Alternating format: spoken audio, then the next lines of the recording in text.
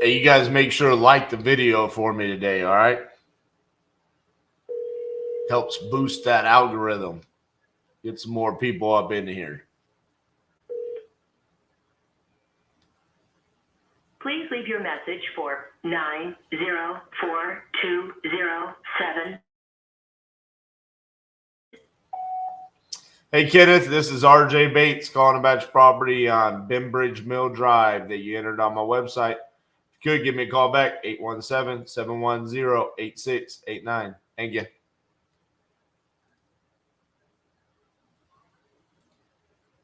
It's like Penn said. I mean, I'm going to have a banger of a day today, so let's get those likes up so we can get as many people in here as possible.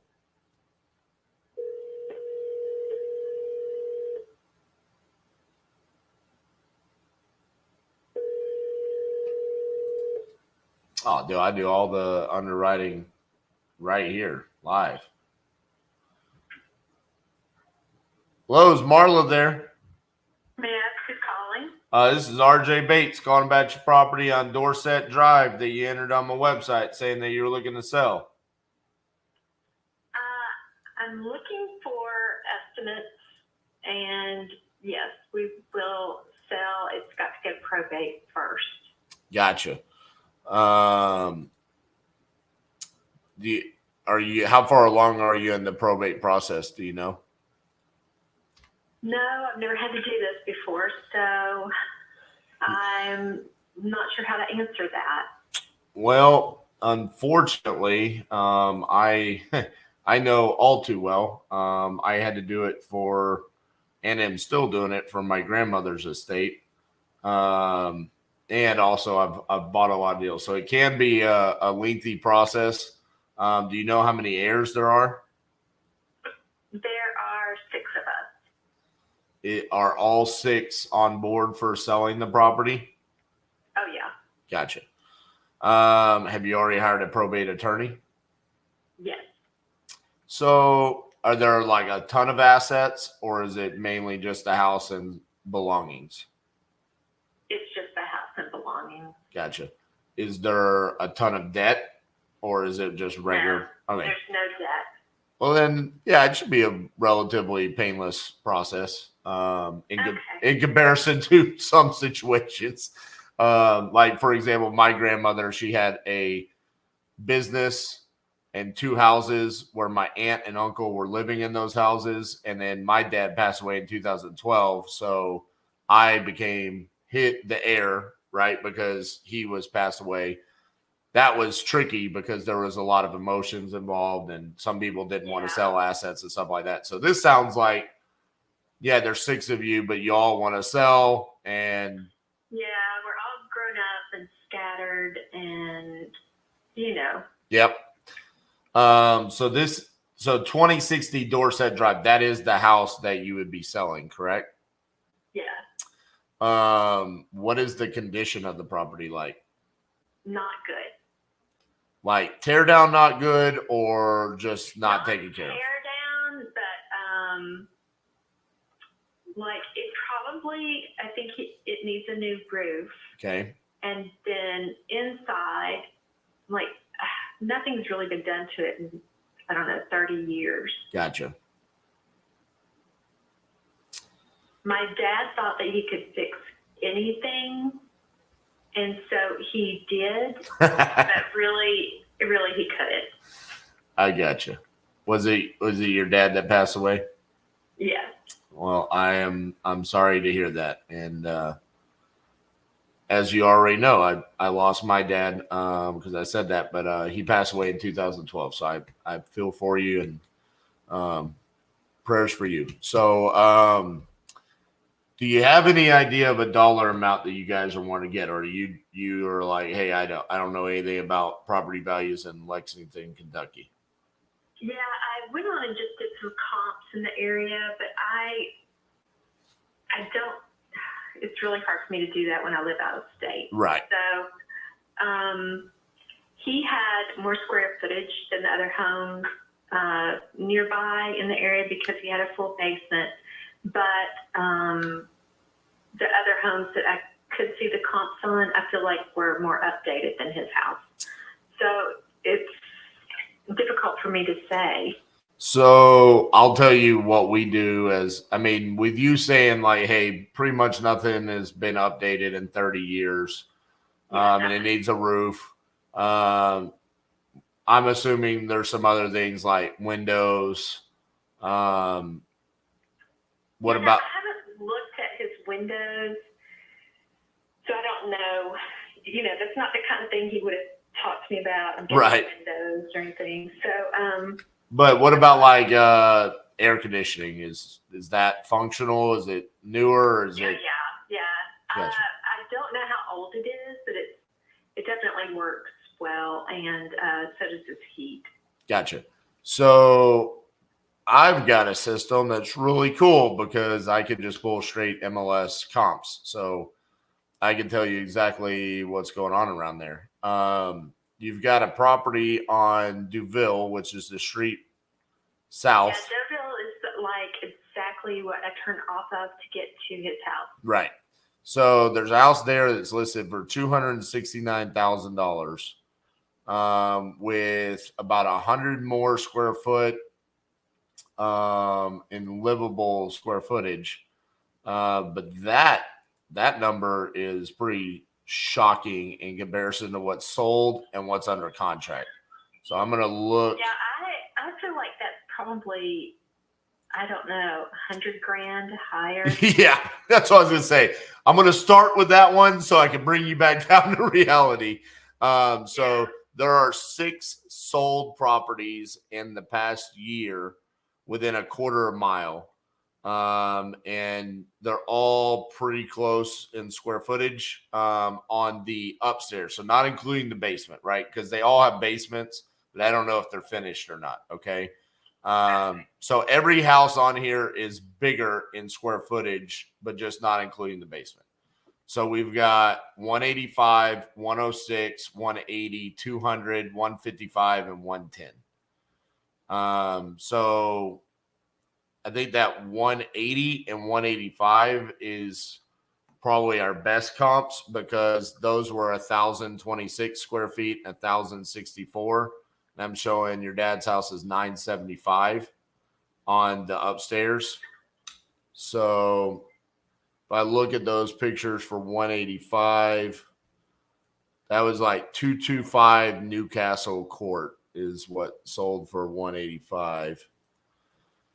So then I go look at pictures of it to see, what it looked like. It's not really updated. So that's good for you. And that one was how much?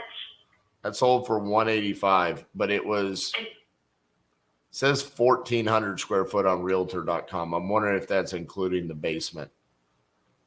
I think it is because it's like it's slanted on a hill, so it looks like the basement would be less. Yeah. And that's the way his is. In the front, you can't tell, but in the back, it has a walkout patio area.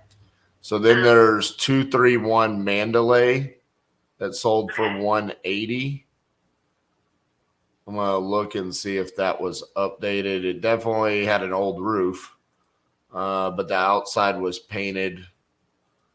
And it's not updated either. Okay. Well, you're trending in the right direction.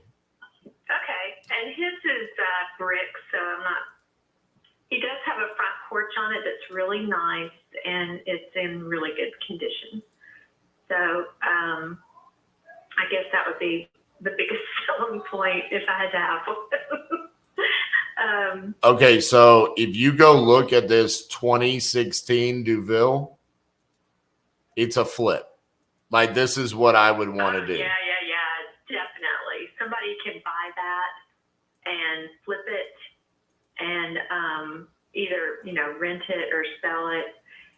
My brothers and I we're not interested in doing it. If I lived in state, maybe, but Okay, so here's like the ideal scenario. So you have your attorney in place. You've got to go to court and do all that stuff, and then probate gets cleared, right?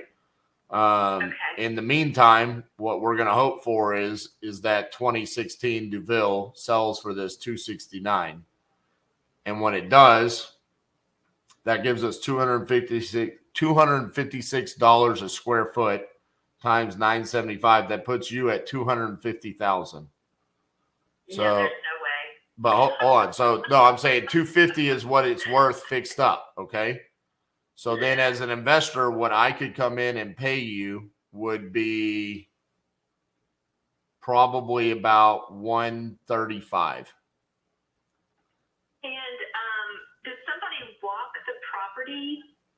So the way that our company works is that we make you an offer, you sign the contract, we walk the property to verify the condition, and then while we're opening up title, which you already have title open because it's a probate, and then we close later that month. Okay. So break it down for me a little bit. So y'all make me an offer, then you walk the property. Correct. If you think, okay, we should probably just burn it to the ground, then do you rescind that offer, or what happens next? If we go out there and it's like, hey, I thought it was bad, but it's god awful. We either say, here's the number we actually need to be at, and you say yes, or you say no. If you say no, then we can either close at the original agreed price or we terminate. Okay. And so at that point in time, I mean, realistically, it's not like being on the market because no one knows that we have a contract. Right. It's bad when you're on the MLS and then you accept an offer and they back out because then everyone's like, well, what's wrong with your house? Why no one knows. So that doesn't really stigmatize the property or anything like that. But I'll tell you, I mean, I have a pretty good idea of these types of properties. We've done a lot of business in Lexington and Louisville. So I've got a pretty good idea of where I need to be. And then a lot of these properties that sold around you were probably you said they were in better condition than your dad's, which makes sense. That's why they sold for like 180. And I'm saying, well, I can do like 135, but I'm going to try to turn it into this property. It's listed for 269. Now, what we need to happen is we need that house to sell at 269. So that's what I'm saying. You have time because you've got to go do all the probate stuff, because the reality of it is we don't have very many properties in the neighborhood that have sold for as a flip, like just within at least in the last year. I keep going further and further out. I'm 0.4 miles out, and the highest sold property we've had is 200,000. So are you saying it would be better for us just to list it on our own? No, I'm saying I need that Duville drive to close, like sell. Yeah. But because you're not ready yet to sign a contract, right? Because I don't want to I don't want to fiddle around. I have the summer off. I work in a school, and I need to get this done. So it's not like I'm just gonna take the next 5 years of my life and I got you. sell. I got to do it.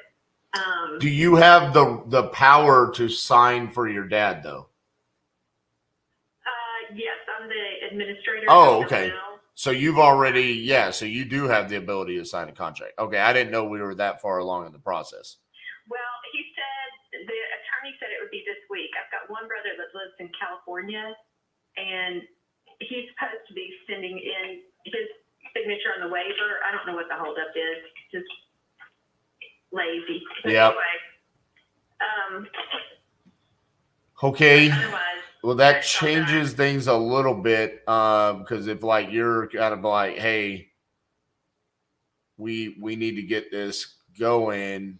Yeah, it's not like we all have to talk about it, think about it, hire somebody, and we are definitely selling the property. Gotcha. Okay, now let me look at some other things here. Then, I was. Oh shoot! Are you at a computer where you can look at an address? Yeah, I'm at work, so it's right in front of me actually. Look at 139 Rugby Road. 139 Rugby Road. I don't know Rugby. But 139. So it is pretty close. It's Rugby Road is, you know where Chantilly Street is? Yeah, I know Chantilly. So when you pass Duville and Dorset, it's the next road. You turn right on Rugby. So the reason why you don't know is because you never go that far in the neighborhood, probably. I guess I walk sometimes when I'm there. Oh, yeah, it looks like my dad's house without a front porch on it. But, and it has a nice lot. My dad has a nice lot, too.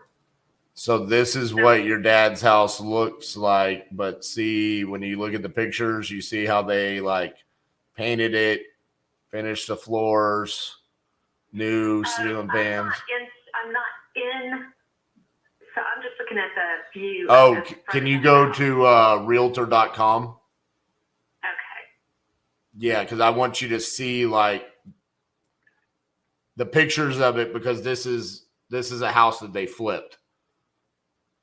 And it's under contract for 205 right now. So okay, and this is 139. Is that what you said? 139, yeah, 139 Rugby Road. Okay, sorry, I went out of the other room.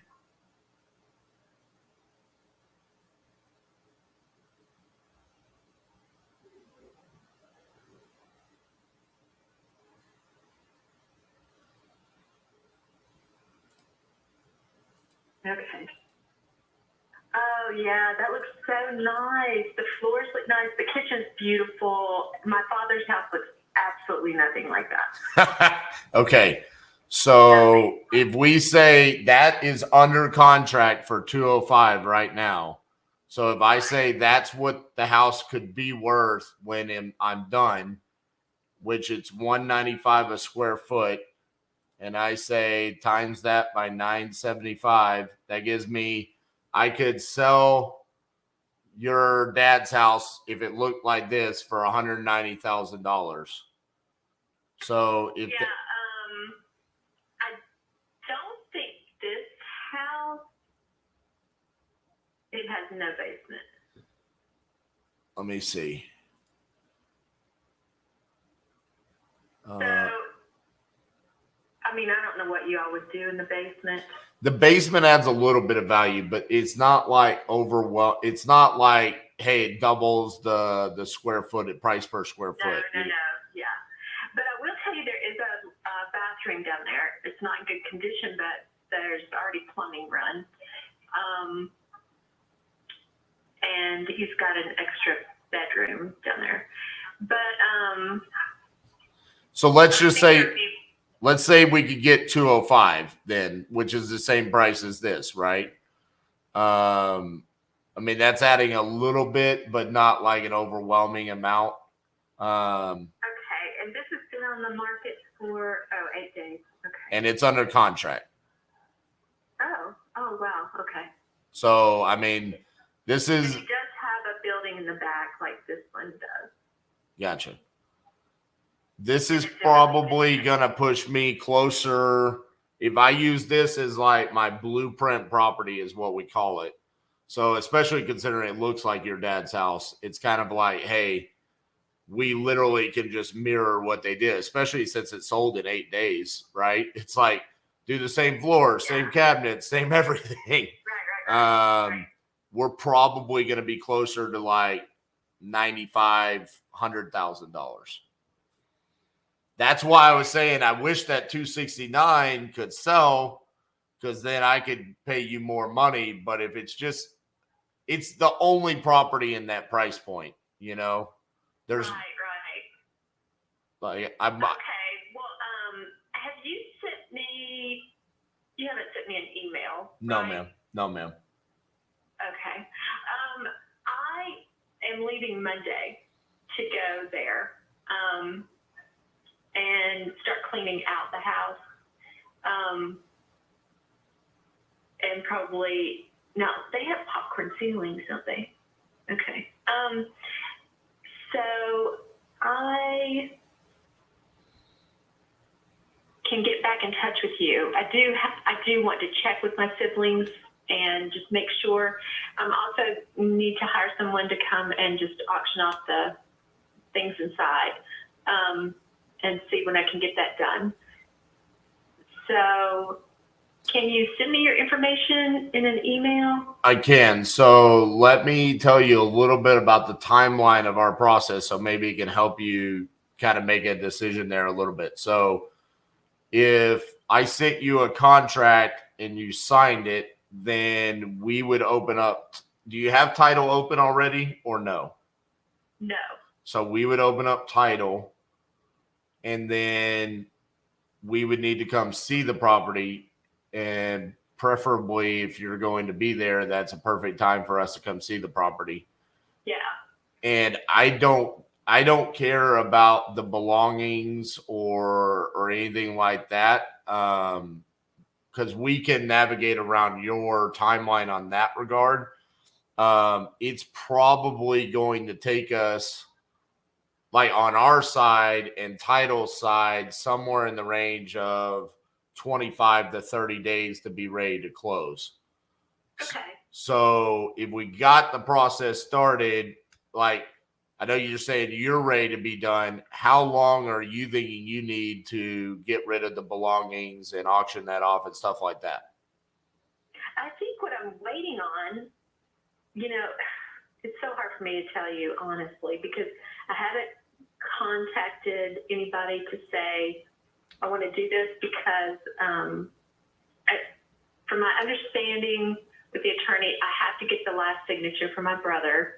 And then I guess they give me like an estate ID, tax ID number. Yes. Before I can do anything like that. And I just don't know how long that process takes. Because what happens there is the contract would actually be written out to the estate of your father's name. And then you are the person who signs. And then with that tax ID, you have to go open a bank account in the estate's name, and then all of the proceeds would go there. And then as the administrator, you would be then divvying up the money to all of your siblings. And let me tell you. Well, it's already set out in the will. I mean, we're just splitting it. Right. Well, let me tell you, it's super awesome having an estate bank account. What they don't tell you is they don't give you a debit card, and the only way that you can pay for stuff is through a freaking check. It's such a pain in the butt. I tell you what. So just prepare yourself for that not fun part of having the estate bank account. Oh my gosh, when was the last time I paid for some of this check? Yeah, seriously. Right. Well, I guess they want it where, the administrators don't have the ability to, commingle funds or right. So okay, well, you've been helpful. I mean, well, why don't we do this? This is what I think is the best way to proceed is call your siblings, explain that, hey, you talked to a guy, he's willing to make an offer. I'll be honest with you, I don't necessarily think I'm the highest offer. I think there will probably be somebody out there that would be willing to pay more for the house.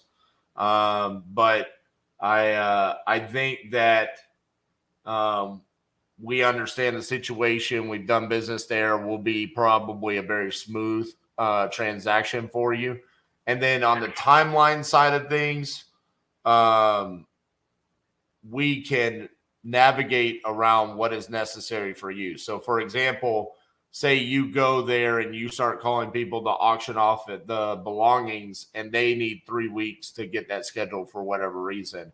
We can push the closing back to work around that. It's not like whatever closing date we set is the firm closing date that we have to close. You can be a little flexible. Absolutely. And at the end of the day, I'll just be honest with you. If someone were to come in and pay more, Another thing just to think about is it's being split up by 6 people. So it's probably not going to be a significant enough number to move the needle. No, right. It's not. And I would love to see somebody flip it. Personally speaking, I've dreamed about doing it myself. I get it. Just walking in, ripping everything out, and just making it clean and updated. But so yeah, I would love to talk to my siblings about it. And if you can send me an email with like your contact number and stuff. I'm going to see all of them except my brother in California on Monday. Gotcha. So we should be able to work through some stuff and just get everything done. Do you like watching house flipping shows? Yes, I'm addicted to it. Okay. So A&E has a show called Zombie House Flipping. Have you ever heard of that one? No, I haven't. So if you go if you go on Amazon, you can search for it. The episode is called Canyon Ridge. Okay. Me and my partner Cassie were the ones on the show. Okay. Canyon Ridge, and it's Zombie House Flipping. So if you just go on like Amazon Prime, you can find us on there. We flipped what we referred to as the cat poop house. It literally was so bad it made us physically ill. But we couldn't film for a couple of days because I was home coughing because it was so bad. But yeah, we know how to flip some houses. So yeah, you can. I know you want me to send you an email, and I will. But that's a good way to see that we're real people. I'm definitely watching it. Right. I'm the big bearded guy with the fake wrestling belt over his shoulder. Long story. Okay. All right. That sounds great. All right. Well, I appreciate it. I will send you over an email. What I'll do is I'll send you over kind of our contract with some of the stuff in there so you can view it. Okay. And then once you have the stuff, like once your sibling in California, he signs, you would already have the contract, so you could go ahead and sign it at that point in time. Okay. Okay. Perfect. All right. And tell me your name one more time. My name is RJ Bates. RJ Bates, like the Bates Motel. BAT. Yeah, but I'm not crazy like Norman. That's what they all say. I think Norman said that. He did. And you know what? I knew I liked you. I've used that line for a decade, and no one has ever caught on to the fact that is exactly what Norman said. Damn it, you're on to me. Well, I thought I was going to buy your house, but now you're on to me, so. All right. That sounds fun, and I'm looking forward to working with you and hopefully getting this done. Yes, ma'am. All right. I will. Do you want me to call you on Tuesday of next week? Let me call you because I also had something else going on. I had an uncle that passed away, and we're all going to go spread ashes for him. And I'm not sure about everybody's timeline yet. My aunt's flying in for that. So I've got a couple other things going on. And I don't want to say, yeah, call me, and then I just diss you. So I got you. Is this your cell phone number? This is my cell. Okay, let me text you from my cell. So because this is my office phone number, and I don't want you calling and thinking I'm ducking and diving because it's on the weekend. That sounds great. Yeah, I'll text you there, and you can text me, or give me a call whenever you need. Okay. Okay, that sounds great. All right. I will definitely reach out next week. All right, sounds good. We'll talk to you then. Okay, thanks. All right, bye-bye. Bye. Well, that's a done deal. Unless a sibling gets involved.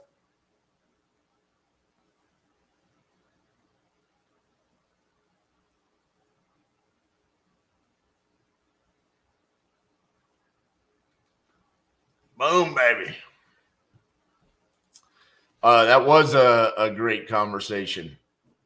And listen, people always want to joke about the fact that I don't build rapport, but If you see there, the rapport was built as we were talking about the real estate and her situation. And I always talk about this, like rapport is built by letting them know that you are the expert in the situation. It's an authority thing. Makes them feel comfortable to want to work with you, and is, talking about the probate situation, talking about how the deal would be handled, bringing up comps in the area, which she had said, hey, I was looking at comps in the area. So it let me know that, hey, she's willing to do this. And then by seeing it and her saying, hey, my dad's house doesn't look anything like that.